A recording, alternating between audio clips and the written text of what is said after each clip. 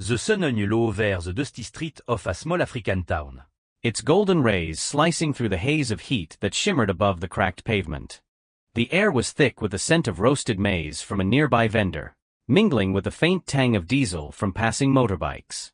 Children darted between makeshift stalls, their laughter a fleeting melody against the hum of daily life. This was Kweku, a place where dreams often withered under the weight of poverty. Yet hope lingered in the eyes of those who called it home. Amid the bustle, a sleek black SUV rolled slowly down the main road, its polished surface reflecting the vibrant chaos around it. Inside sat James Okwa, a man whose name was synonymous with wealth in this part of the world. At 42, James was the picture of success. Tailored suit, crisp white shirt, and a watch that gleamed with understated elegance. His face, though handsome, carried the faint lines of a life that had not always been easy. His dark eyes scanned the street, not with the detachment of someone above it all, but with a quiet intensity, as if searching for something or someone. The car slowed near a crowded market square, where vendors hawked their wares and pedestrians weaved through the throng. James's driver, a stout man named Samuel, glanced at him through the rearview mirror. "Sir, we are almost at the hotel. Should I take the shortcut?" James did not answer immediately. His gaze was fixed on a figure crouched near a pile of discarded fruit crates. A woman, her clothes tattered and faded, sat on a frayed mat, her arms wrapped protectively around two small children. The boy, no older than 6, clutched a worn plastic toy, while the girl, perhaps 4, nestled against her mother's side, her wide eyes tracking the passers-by. The woman's face was partially obscured by a threadbare scarf, but something about her posture, the way her shoulders slumped yet her hands remained steady, struck a chord in James. "Stop the car," he said suddenly, his voice low but firm. Samuel hesitated, his hands tightening on the wheel. "Sir, here. Now, Samuel." The SUV came to a halt, drawing curious glances from those nearby. James stepped out, his polished shoes stark against the dusty ground. The crowd parted slightly, whispers rippling through the air as people recognized him. James Okoye was not just a millionaire. He was a legend in Kweku, a local boy who'd risen from nothing to build an empire in real estate and agriculture. Some admired him. Others envied him. But everyone watched as he approached the beggar woman. She did not look up at first, her focus on the children. The boy was tugging at her sleeve, pointing at a passing cart laden with mangoes. "Mama, can we get one? Just one." His voice was small, hopeful, but tinged with the resignation of someone who'd heard no too many times. James stopped a few feet away, his shadow falling over the trio. The woman sensed his presence and lifted her head, her scarf slipping slightly to reveal a face weathered by hardship but still carrying traces of a quiet beauty. Her eyes met his, and for a moment, time seemed to freeze. James's breath caught. Those eyes deep brown, flecked with gold. He knew them. He would seen them before, years ago, when his own life had been as broken as the pavement beneath his feet. "Esther," he whispered, almost to himself. The woman's expression shifted, a flicker of recognition passing through her gaze before she quickly looked away, pulling her scarf tighter. "You are mistaken, sir," she murmured, her voice hoarse. "Please, I do not know you." But James was not mistaken. His mind raced back to a time when he was just a boy, barely 18, scraping by in this very town. He would been hungry, homeless, and opel, sleeping in alleyway and scavenging for scraps. One person had shown him kindness when no one else would, a young woman who worked at a small bakery, slipping him loaves of bread when her boss was not looking. She would never ask for anything in return, not even his name. But he would never forgotten hers. Esther. The crowd was growing now, curious onlookers forming a loose circle around them. James crouched down, ignoring the dust on his suit, and spoke softly. "Esther, it is me, James. From the old bakery on Market Street.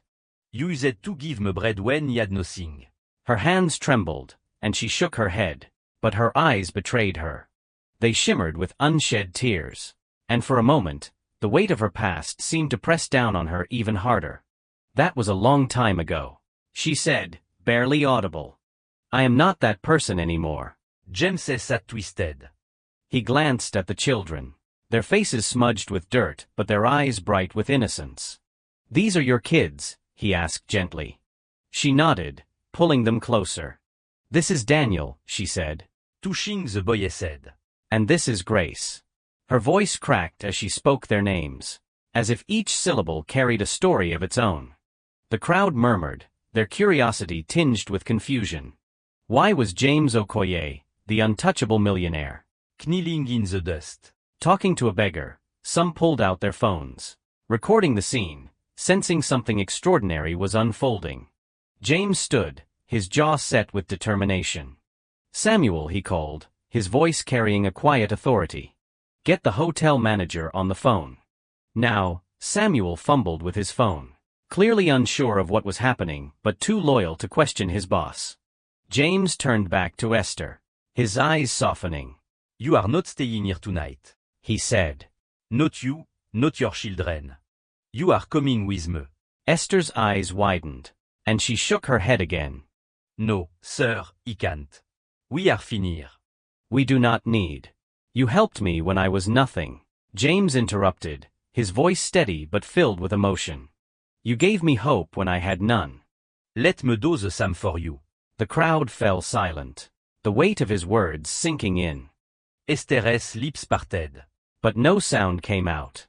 Daniel looked up at his mother, confused, while Grace clung to her arm. Sensing the tension. Samuel returned, phone in hand. The manageress on the line. Sir, tell him to prepare the presidential suite, James said without breaking eye contact with Esther. 3 guests. Indefinite stay. And get a doctor to the hotel immediately. A gasp rippled through the crowd. The presidential suite. At the Grand Oasis, the most luxurious hotel in the region. For a beggar and her children. Whispers turned to murmurs. And the phones kept recording. Capturing every moment of this inquinquable act. Esther s'enflue to her face. And she shook her head. Tears spilling over. Why are you doing this? She whispered. I am nobody. James knelt again, his voice low but fierce. You are not nobody. You were my lifeline.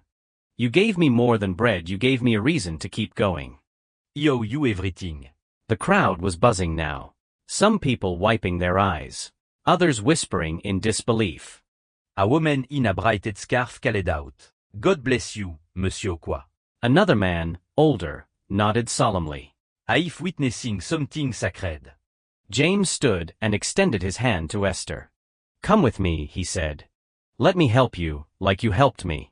Esther hesitated, her gaze darting between her children and the man before her. Daniel tugged at her sleeve again. Mama, is he a good man? He asked, his voice small but clear. She looked at James, searching his face. And something in her softened. Slowly, she took his hand, her fingers trembling against his. The crowd erupted in applause. A wave of emotion sweeping through the square. James helped Esther to her feet, then scooped Grace into his arms while Daniel clung to his mother's side. Together, they walked toward the SUV. The crowd partit like a sea. Their cheers echoing through the dusty air. As the car door closed, James glanced back at the market square, where people were still watching. Still recording. He knew this moment would spread on social media, on the news, across the world. But that was not why he would done it. He would done it because of a debt he could never fully repay, a kindness that had saved him when he was at his lowest. The SUV pulled away, and inside, Esther sat quietly, her children nestled against her. James looked at her, his voice barely above a whisper. You are going to be okay now, he said. All of you, she did not respond, but her hand tightened around his. And for the first time in years, a spark of hope flickered in her eyes. The Grand Oasis Hotel stood like a beacon of opulence against the backdrop of Kweku's modest skyline. Its glass facade gleamed under the afternoon sun, and its marble lobby sparkled with chandeliers that cast prisms of light across the floor. As James led Esther and her children through the entrance, the staff froze, their polished professionalism giving way to barely concealed shock. A beggar woman and her children, escorted by James Okoye himself, It was unheard of. The hotel manager, Awiri Mannamed Monsieur Adebayo, hurried forward, his face a mask of deference. Mr. Okoye, welcome. The presidential suite is ready, as you requested. The doctor is on her way. James nodded, his focus on Esther. Make sure they have everything they need, he said. Clothes, food, anything they want. Put it on my account. Monsieur Adebayo hésita-t-elle. His eyes flickering to Esther's tattered clothes. But he quickly recovered. Of course, sir. Right away. Esther stood in the lobby, clutching her children's hands. Her expression a mix of awe and discomfort. The grandeur of the hotel was overwhelming: marble floors, velvet furniture, the scent of jasmine lingering in the air. She looked out of place. And she knew it. This is too much, she whispered to James. We do not belong here. You belong wherever ici you belong. James replied, his tone gentle but firm. And I say you are staying here until we figure things out. Daniel's eyes were wide as he took in the lobby, his plastic toy forgotten in his hand. Is this a palace, Mama? He asked. Esther managed a small smile. Something like that, she said, her voice soft. Grace. Stay in James's arms. Pointed at a glittering chandelier. Pretty, she murmured. And James chuckled, the sound warm and genuine. Let us get you settled, he said, guiding them toward the elevator. The doors slid open with a soft ding, and as they stepped inside, Esther caught her reflection in the mirrored walls. She barely recognized the woman staring back, thin, tired, but still standing. She glanced at James, who was watching her with a quiet intensity, and something unspoken passed between them. The presidential suite was a world unto itself. Floor-to-ceiling windows offered a panoramic view of Kweku, the town sprawling below like a patchwork of stories. The suite was furnished with plush sofas, a dining table set for royalty, and a bathroom that gleamed with marble and gold. Esther hesitated at the threshold, as if stepping inside would make this dream too real. Too fragile to last. Go on, James said, nudging her gently. This is your home for now. Daniel ran inside, his bare feet slapping against the polished floor. Mama, look, a big bed. He shouted, throwing himself onto the king-sized mattress. Grace giggled, wriggling out of James's arms to join her brother. Esther watched them, her eyes glistening. I do not know how to thank you, she said, her voice breaking. You do not have to, James replied. This is just the beginning. The doctor arrived within the hour, a kind-faced woman named Dr. Ngozi who examined Esther and the children with care. She prescribed vitamins for the kids, who showed signs of malnutrition, and recommended rest and proper meals for Esther, whose exhaustion was evident. James listened intently, asking questions and ensuring every detail was addressed. While the children ate their first hot meal in weeks, a spread of rice, stew, and fresh fruit, James and Esther sat in the suite's living area. The city lights twinkling beyond the windows. The silence between them was heavy, filled with the weight of years unspoken. What happened, Esther? James asked finally, his voice gentle. How did you end up like this? Esther stared at her hands, her fingers twisting the edge of her scarf. Life, she said simply. My husband. He was a good man, but he got sick. We spent everything on doctors, medicine. When he died, there was nothing left. I tried to keep going, for the kids, but... She trailed off, her voice catching. It is hard, James. Harder than you can imagine. He nodded, his jaw tight. He would known hardship once, but not like this, not with 2 children depending on him. Why did not you ask for help? He said. You could have found me. She laughed softly, a sound tinged with bitterness. Found you, the great James Okwa.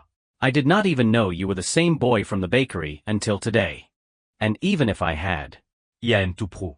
Maybe. Or too ashamed. There is no shame in surviving, James said firmly. You are still here. Still fighting for your keys. That is strength, Esther. More than I ever had. She looked at him, her eyes searching his. Why are you doing this? She asked again. Not just the hotel. The doctor. All of it. Why? James leaned back. His gaze drifting to the city below. Because I was you once. He said. Hungry, lost. Thinking the world had forgotten me. You did not just give me bread.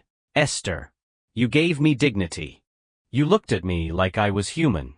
Not some street rat. That is why I kept going. Why he built all this? He gestured vaguely at the room.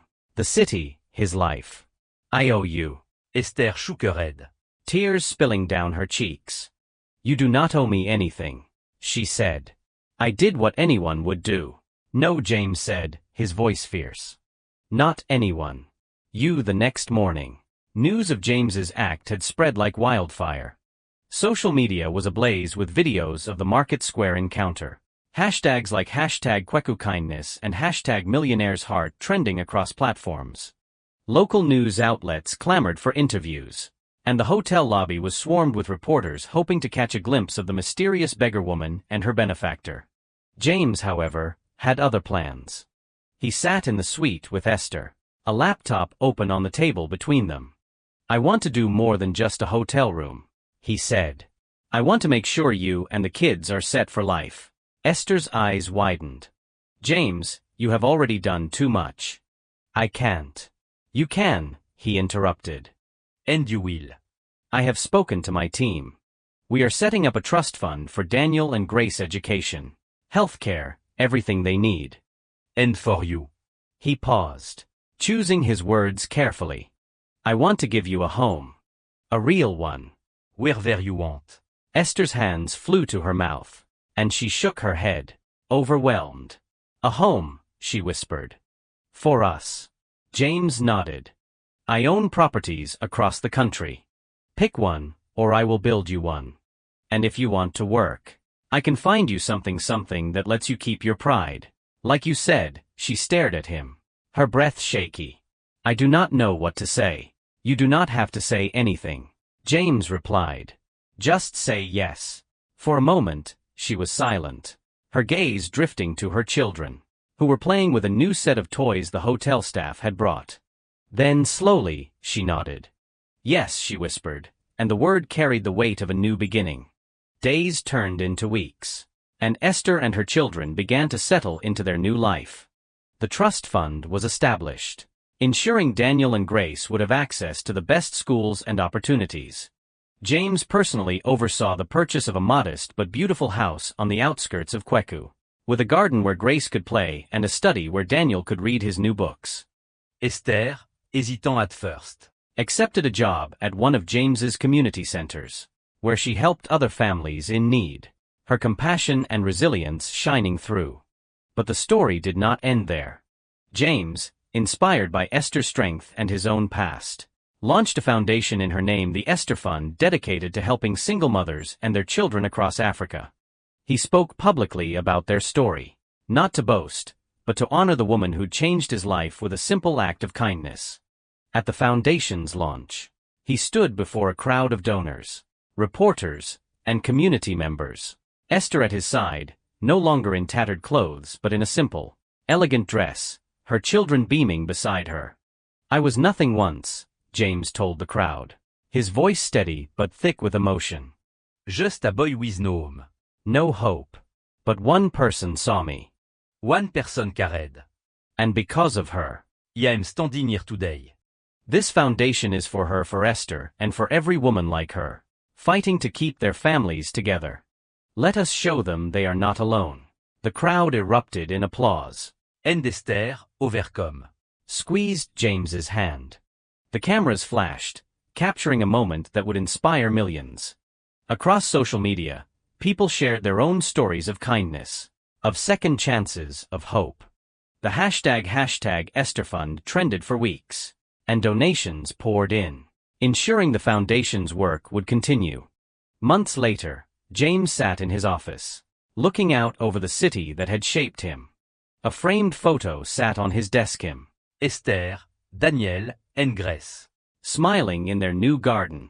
He traced the edge of the frame, his thoughts drifting to that dusty market square where everything had changed. Esther had given him more than bread all those years ago.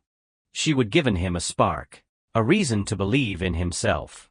And now, he would given that spark back not just to her, but to countless others. The world was watching. And the message was clear. Kindness, no matter how small, could change a life.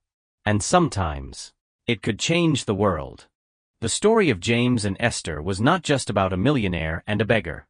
It was about gratitude, about remembering where you came from, and about the power of a single act to ripple through time. It was a reminder that no one is ever truly alone, not when there are hearts willing to see, to care, to act. And in Kweku, Where the sun stie cet over de sti streeten de dream stie fougt tout survive.